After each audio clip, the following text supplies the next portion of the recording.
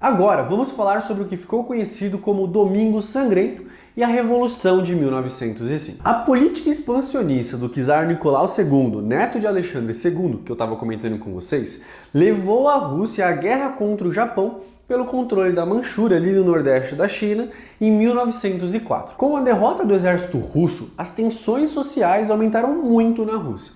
Em janeiro de 1905, operários em greve e suas famílias foram em direção ao Palácio do Czar, em São Petersburgo, com um abaixo-assinado reivindicando direito de greve, melhores condições de vida e a convocação de uma Assembleia Constituinte. Essa manifestação foi fortemente reprimida pela Guarda Imperial, resultando na morte de centenas de manifestantes.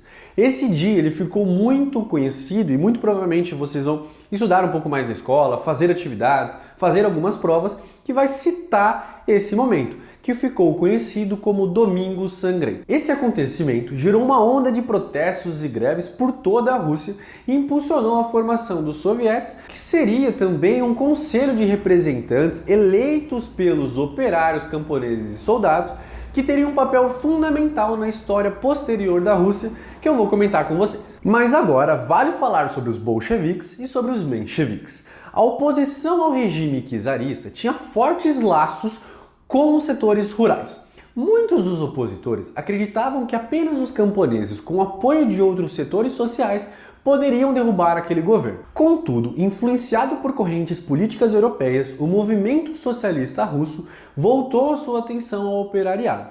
E o resultado foi a criação em 1898 do Partido Operário Social Democrata Russo. Entretanto, a divergência de ideias entre os seus integrantes levou o partido a se dividir em dois grupos.